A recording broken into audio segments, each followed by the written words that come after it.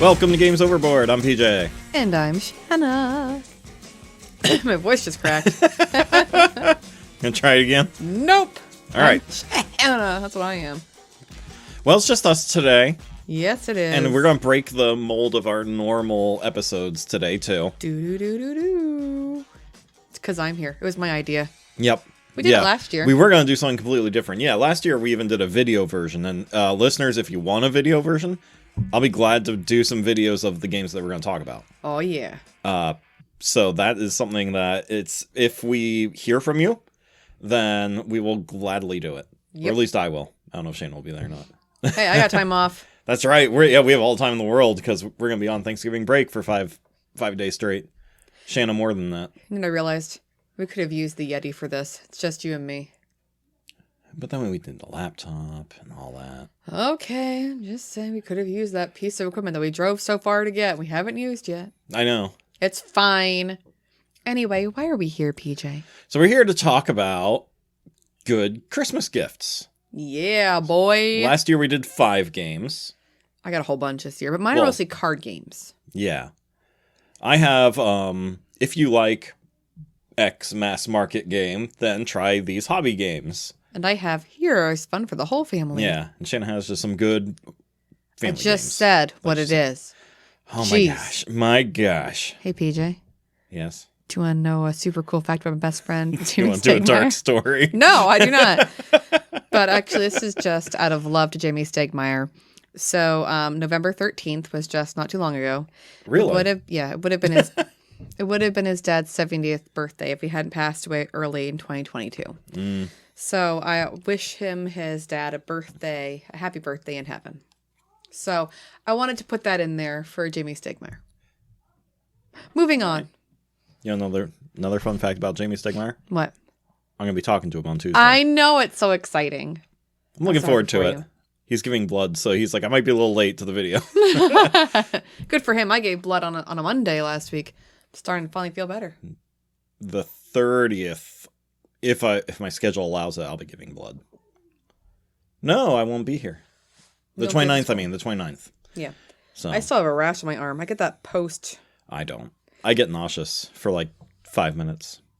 Well, I almost pass out, like, at the end of it. I think it's psychosomatic. Like, I know, like, when as soon as you see the blood bag? No, because what happens is the blood bag now beeps when it's full to let you know to stop. Really? You didn't notice that? Mine never beeps. Well, anyway, so then my brain goes, oh my gosh, I just gave up a whole bag of blood. And so I think then because I don't like blood, I start getting, anxious, and then I feel like I'm going to pass out. And I'm already laying down, so it's ridiculous because I'm already laying down. I'm like, I don't feel so good. But I get that post, give blood rash thing, and it's itchy. I hate it. Anyway, what game do you want to suggest first? I'm starting? Okay. Yeah, you start. So I'm going to start with, there's no real rhyme or reason to my lists. It's just how it came in my head. Okay. So I'm going to start with If You Like Risk. It's a bad game to start with you sitting across from me. But if you like Risk, but you don't like the luck factor of Risk, or you don't like the length of it. Right here. Yeah. Then maybe try Root. Okay. Would be my guess. You're woodland creatures. Oh, that one's cute looking, yeah. It's adorable. You're fighting over a forest, control of the forest. And so you still get that warfare. It's a war game. You're just little woodland critters. Cutie pooties. The thing is, it's a difficult game because literally of the 4 different critters you can be, they are all extremely different in how they play. You're essentially playing 4 different games that all interact with each other. So it's hard to teach the game, and it's hard to learn the game because of that. Because of each other. Yeah. Yeah, but it's still one of the most fun games I've ever played. If you want something easier to play, but much more expensive, there's Cthulhu Wars. It's $170, but you get that epic warfare on a global scale, just like Risk, with huge miniatures like the size of a soda can. Heck yeah. Yeah, and handfuls of dice you're rolling at each other and things like that. It's very important for JB. Can the Cthulhus dance together? Probably, yeah. Okay, good. And it's easy. It's an easy game to play, most importantly. So easy, but more expensive. Yes. Okay. And my next category I'm going to talk about, because I'm going to do 2 for every one game that you recommend. Okay. If you like Scrabble, okay? One game we've reviewed, you and I, Azul. I do love Azul. It follows a lot of the same rules that Scrabble uses. Mm-hmm. You know, you put a tile down and you score horizontally and vertically with that tile. It's a gorgeous game. It's just fun. Yeah. It's relaxing. But if you like Scrabble for the word portion of it, Quiet Librarians. I know. I love that game. Such a good it's so game. stressful, though. It's very stressful. Much more stressful than Scrabble. Did we win against Carrion? I don't Or did we remember. lose? I just remember the stress. Where's the stress? But that game is absolutely incredible. So if you like the word part of Scrabble, Quiet Librarians. If you like the tile placement and like the scoring and making combos, you want Azul. And Quiet Librarians, you can buy that at Target, which is nice. Yeah, it's like $20. Yeah. Azul's also like $25. I actually suggest that one. Yeah. Because that one's it's crazy. so good. It's so fun. If you like word games, that's a game for you. All right, so for my first suggestion, I think it was last year's video, I said, Uno is always a good thing to have for family. We're that family who carries it in our purse, and we play it when we're sitting at a table. I always have it on my purse. You always have it in your purse? I know. But so I was drawn to a recent article because it just came out in September, but there's a new Uno called Show 'em No Mercy. And we need to buy it. It's going to be a Christmas stocking stuffer for our children. Good news is they don't listen to our podcast, so they don't know that. But to quote BoardGameGeek.com, it says, Uno Show 'em No Mercy is a brutal, ruthless version of the classic Uno card game. In addition to standard action cards like Skip, Reverse, and Draw 2, No Mercy comes with Wild Draw 6, Wild Draw 10, Skip Everyone, Discard All, and the new Wild Color Roulette, a card that forces the next player to choose a color and then draw until they get a card of that color. In addition to new action cards, many popular house rules have been included in the actual rules, so stacking is legal. Oh, I love stacking. 7 swaps and 0 pass hands, and when you can't play a card, you must draw until you can play. And so it says, but the biggest change in Uno Show 'em No Mercy is the mercy rule. If you have 25 or more cards in your hand, you get kicked out of the game. And just so you know, it comes with 168 cards instead of 112, which is the standard for Uno. Okay. Yeah, so I want it. It's just ridiculous. I would be kicked out right away having 25 or more. But right now on Amazon, it's going for $11.99. Okay. Oh, sorry, nope, $10.99. Oh, awesome. Yep, so we're going to get that as a stocking stuffer because I cannot wait to do great. that. As we're waiting for food, we just told the kids tonight that we're going to Disney for Christmas, so that's exciting. When we go down there, we're taking that card game, and we are going to destroy each other by the pool. So, all right, that's what I have. Okay.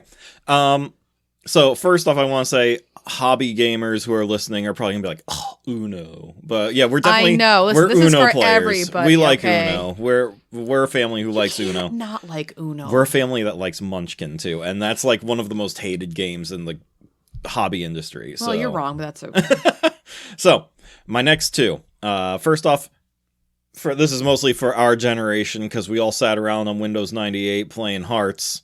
For those of you who like Hearts, there is The Crew, which is a trick-taking game just like Hearts, but you're working together to accomplish objectives by taking cards and stuff like that. And then as you go farther in, like there are more rules that go in, like you can't communicate with each other and things like that. And then there's another one called Scout. And I forget the theme of it. I think it's like you're like going to circuses and scouting like your favorite performers for your own circus or something. But the main gimmick of that game is once the cards are dealt to you and you pick them up, you cannot reorganize them in your hand. Oh no. So like however they are in your hand, that's how you have to play them. Okay. And so if you have like a 3 of a kind you want to play down, but they're all separated by other cards in between them, you have to find a way to like get those cards out of the middle and stuff like that. Geez. Yeah. So I want to try that one very badly. That sounds like fun. Next up is if you like Battleship, then there is Sonar. Yeah. If you haven't heard our Sonar review, you need to listen to that one. Or Whitehall Mystery. I like Whitehall Mystery. Whitehall Mystery is this great game of cat and mouse, hidden movement. One person is Jack the Ripper, running was me. around, trying to dump bodies. I dumped lots of bodies. And the other players, if it's one player, you're running 3 investigators, or if there's more than one player, you're sharing those investigators, all based off real people, which we learned, and you're trying to find the killer and hunt them down. Similar Battleship. You don't know where he is, you just have to find him and, track him down. It was lots of fun to play. And it's like a half hour long. Yeah. Game. Didn't take very long. Yeah. The most stressful part was trying to figure out where you're going next and always being like 5 moves ahead and think about a quick way to get out of there. Yeah, getting into their heads and trying to like game the person. Yeah. So for me, my next one is Sushi Go. Mm-hmm. And as a combo, I learned there's also Sushi Go Party. Yeah. I didn't know there was a new one. So this is kid tested and family approved. My kids love Sushi Go, as Jared always says. We learned it from Jared, and we realized how stressful it can be because he was like really into winning that game. Oh my gosh, yeah. So I really, really liked that game. Sushi Go Party, it looks just like, it says it's a party. This party platter of mega make super sashimi and endless edamame in this expanded version of the best-selling card game. So they're both available on Amazon. Sushi Go is currently $11.99 on Amazon, and Sushi Go Party is $19.99. They both look adorable, and just look at how cute Sushi Go Party is. Look at that.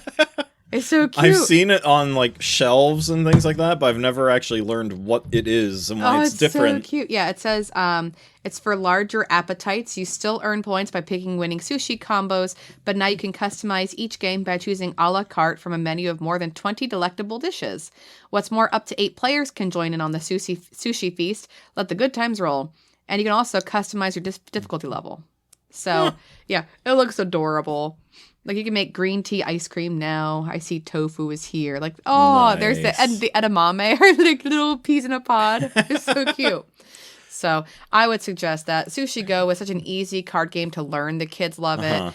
And it's just a fun game to have, like, if you're sitting at a table with friends and you're waiting for the food to get done or something. Yeah. Or you just eating lunch with your friends and you're just chilling before playing a big board game. It's a good, easy one to toss in. It's a filler game for sure, and it's a great one. And it's just adorable. Everyone loves it. And unlike Monopoly, it's beloved by most people. Unlike Monopoly. Speaking of, oh no, if you like Monopoly, these are my choices for you. 1, Lords of Waterdeep. Okay, yes. Okay. We will probably never play it again in this house, but it's a great, great game. And, while it's not entirely like Monopoly, because Monopoly is all about, like, auctioning, buying property, things like that. That's a big portion of Lords of Waterdeep, is you can buy properties and use them to your advantage and make money. So that's why I added that in there. The other one is Tapestry, which we haven't reviewed yet. I really want to, but Tapestry, you're going up tracks and getting, spending money to get little buildings, and you get to put these buildings down, but instead of putting them on properties, you're building up a city, and you get to put them, you fill a grid, kind of like Baron Park, or, like Woodoku. I love Baron Park. Or like Woodoku or something like that, where you're filling in little grids and trying to, fill the space to get, like, some kind of bonus and things like that. But it kind of has that feeling.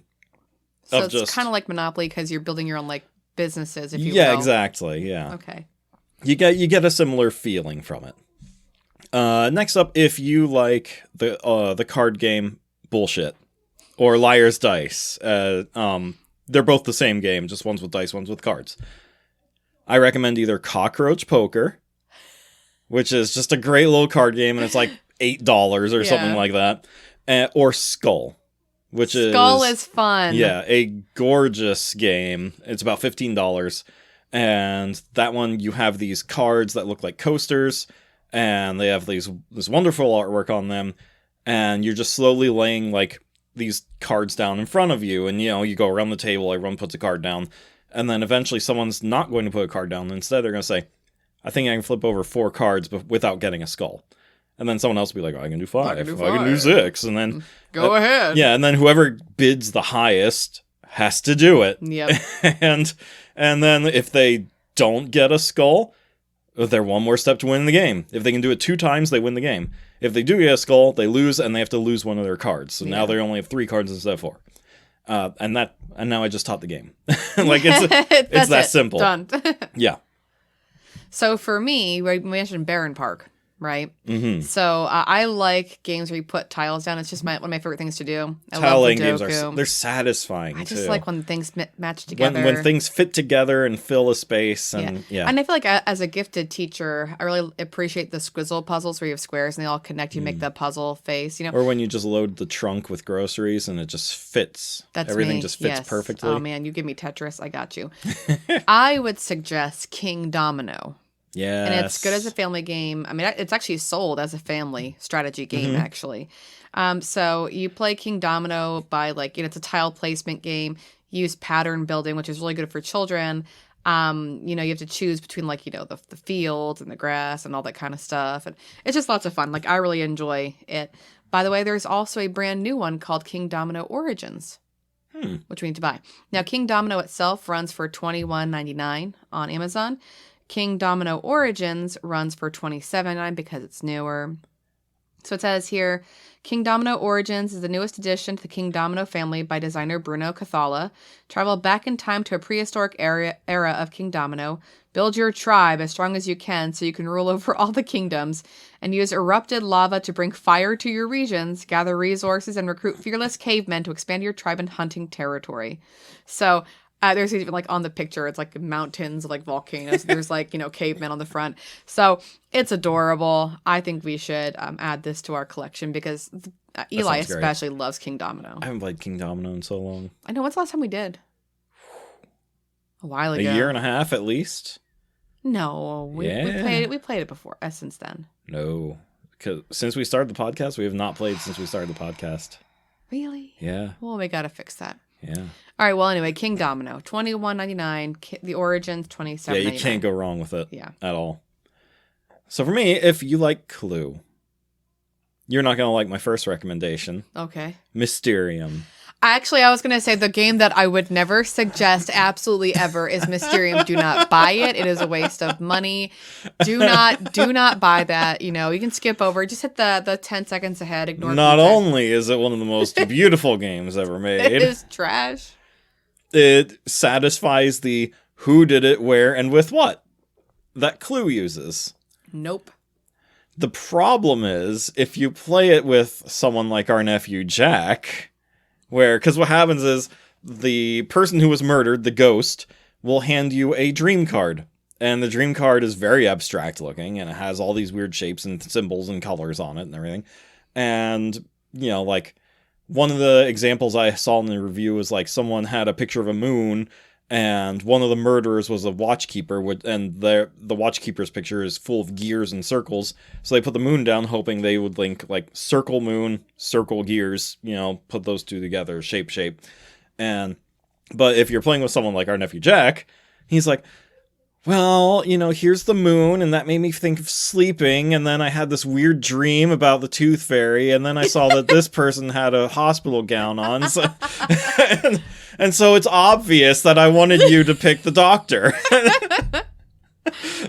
Hate Mysterium so much. Another version of that, well, 2 other versions of that, it's the same game mechanics, but done better from... Thank you for saying better. In my opinion. Well, one is, I wouldn't say better, but the same, just shorter, is Where's My Ride by David Kessler. And it's the same game. You just have to know your emojis to play that one. It's a much shorter game, but very similar game mechanics, much cheaper price point. Yep. And that it's just, a quicker game and just as fun. Thank you, Dorvid. The other option is Rear Window, which we haven't played yet, but it's based off...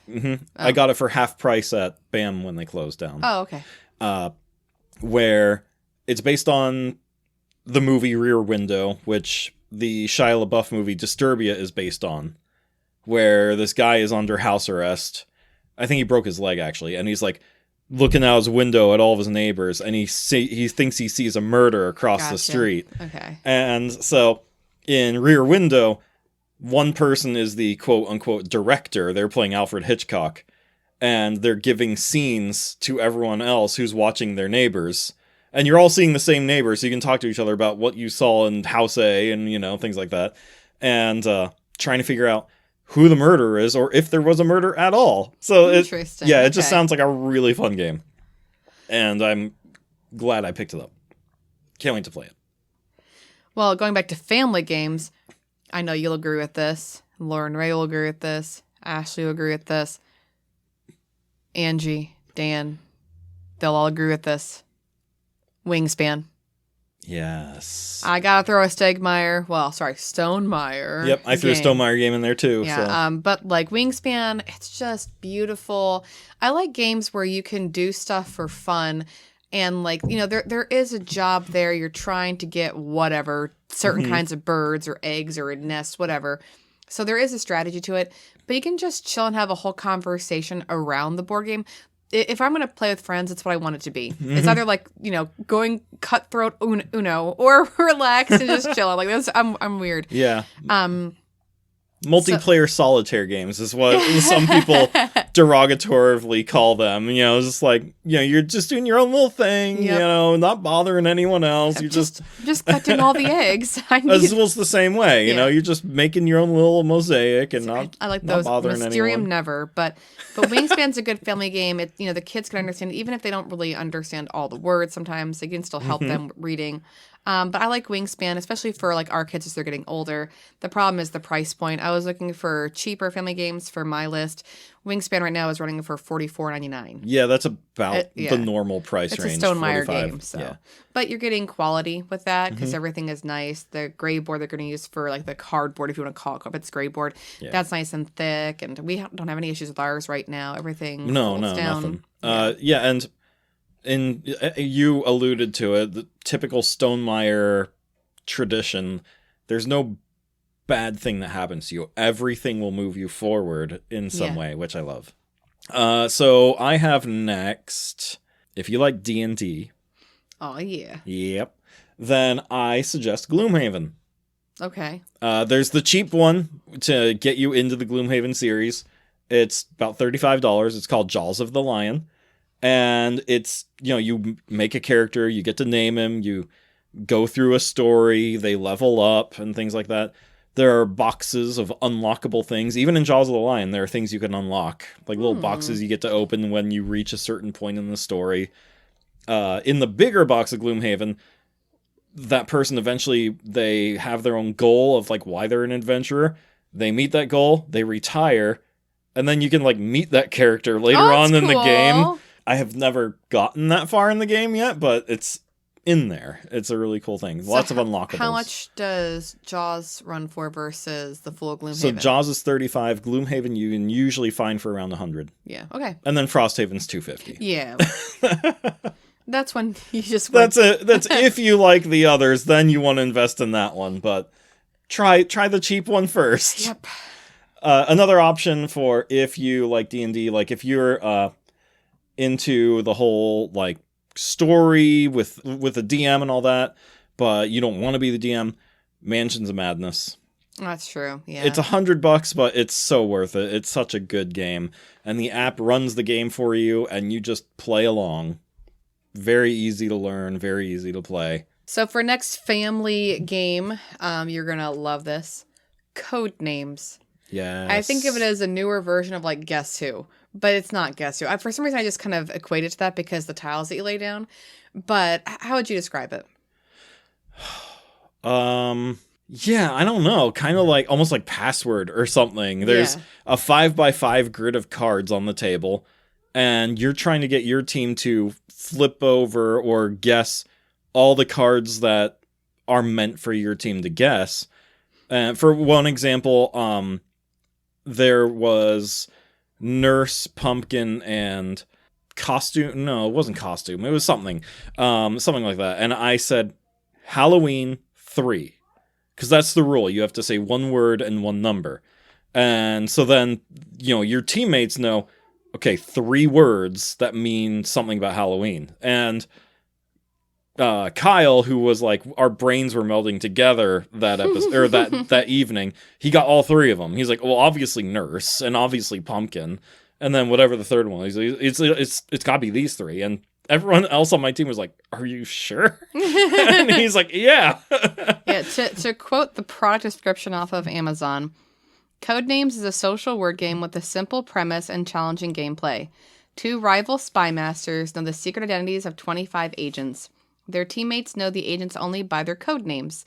The teams compete to see who can make contact with all of their agents first. Spy masters give one-word clues that can point to multiple words on the table. Their teammates try to guess words of their color while avoiding those that belong to the opposing team. And everyone wants to avoid the assassin. So it's lots of fun. Mm-hmm. So right now, fun fact, it is half off. So you can get it for $12.39 on Amazon. So I'm just saying, you can pick it up. And so I'm going to finish my list now with my last one because it's easy. Yeah. Puckit. It's a Puckit. 2-person game. If you want to get your kids like yelling at each other, it's great. So Puckit is basically like Tiddlywinks meets ping pong. Like, it's just crazy. You have pucks on a board and an elastic band, and you just pull it back against the band, and of course it shoots through, and there's a little hole in the middle, but there's like a wooden slat that stops both sides. There's a little hole you have to get through the puck through, and they go back, and the first person to get all their pucks on one side. Yeah, like your side has to be completely empty of any pucks of any color. Yeah, so you're the winner. It is absolutely insane. It is high stakes. Your finger gets hit because those pucks come whizzing in and they hurt you. Uh-huh. I love it. I take it in, and my 8th graders love playing it, and they start yelling at each other. It's hilarious. Pucks go flying. So there are some really nice ones online, and they look fantastic, and there's probably more rules to the game then.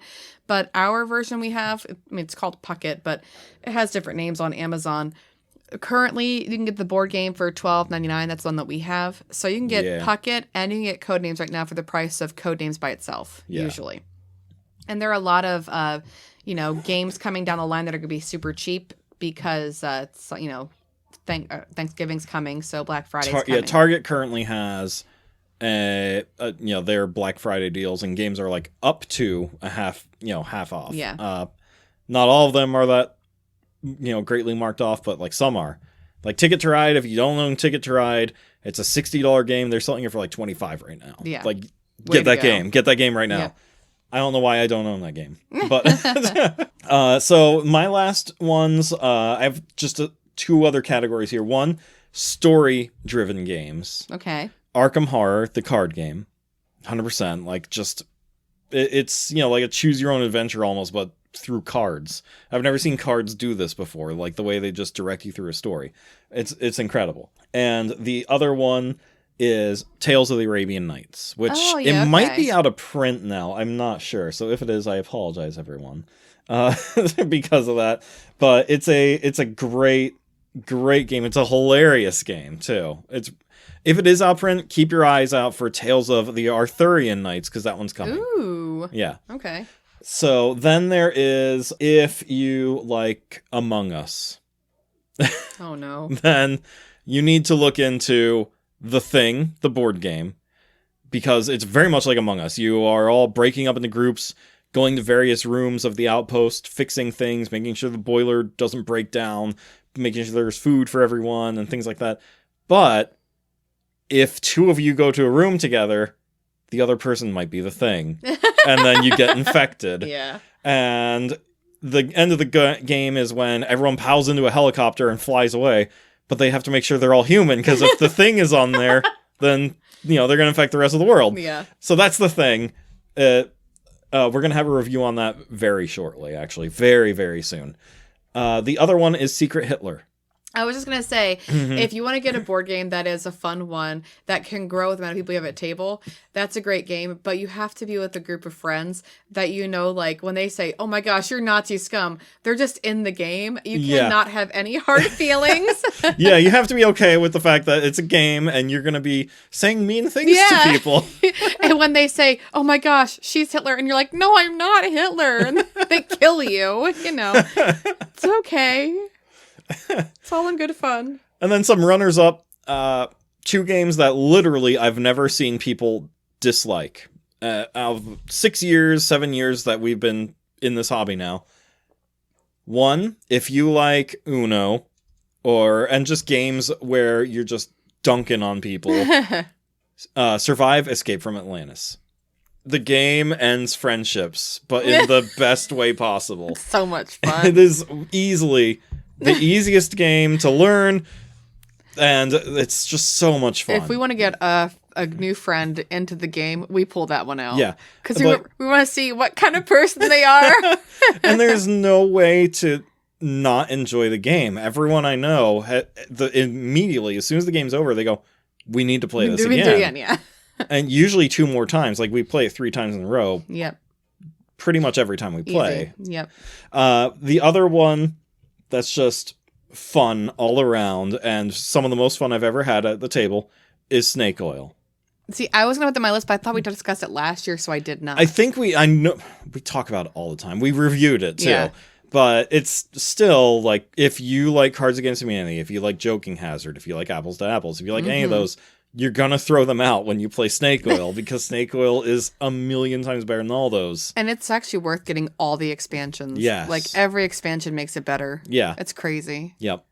There's an adult one, then there's like a children's one, but really it's just more words, and more words is always good. Unlike Cards Against Humanity, there's playability continually, because it's all based on the cards that you have. So you, at some point with Cards Against Humanity, you know, like, okay, this card's gonna go at that black card. Yeah. Like, that's the best one. If you have it, you play it, you know you're supposed to win. Yeah. But not for Snake Oil. Not yet. Anyway. Yeah, We played it a lot. the jokes run out in Cards Against Humanity. Yeah. That can't happen in Snake Oil, because the combination of the cards you have plus the customer that the person is never going to be the same. Mm-hmm. So it's, like there's no way around it. Do we have 2 Scooby-Doo's Betrayal? No. What's upstairs then? It's a Scooby-Doo escape room. Oh, thank God. I was going to say, how did we get 2 of those trashy things? Actually, we do have 2. One's in my classroom. Oh, gosh. Yeah, we do have a second Scooby-Doo Betrayal. Oh, no. No. Yeah. Okay, one game I would suggest, apart from Mysterium, not to buy. Do not buy Scooby-Doo. Just don't. Don't. We haven't played it yet, but I refuse. Everyone who has played it has said it's the worst of the Betrayal games. It's the worst. Betrayal 3rd Edition, though, has a Santa expansion. What? Yeah. So I kind of want to get it. Don't I have the 3rd edition right now? Yeah, it's the one you hate. Yeah. The new one. So you can buy an expansion, but that won't work with my old one? No. What? I have the OG and I cannot put Santa in there? No. And there's a werewolf one, too. It comes with a little mini and everything.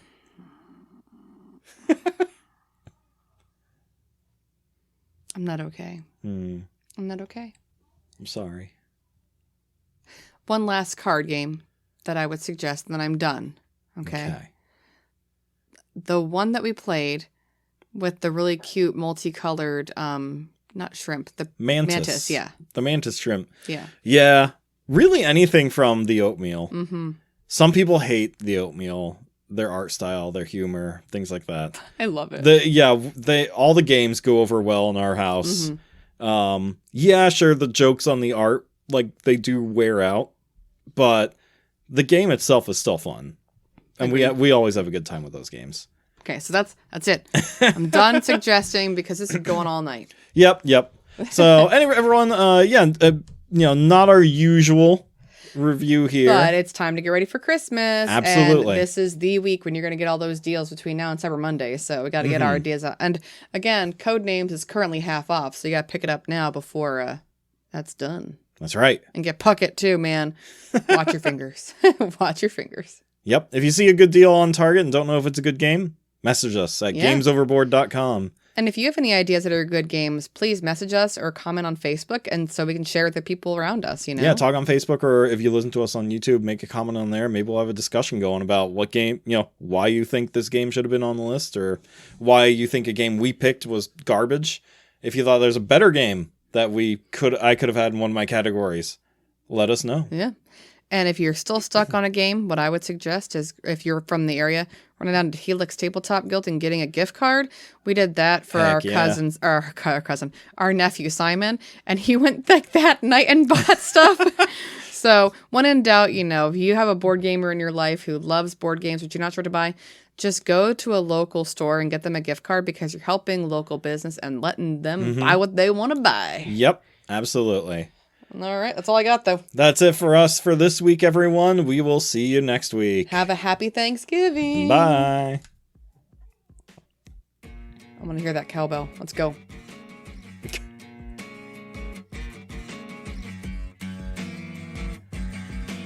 Here it comes. You ready? Oh, yeah, there it is. Just imagining Will dancing around.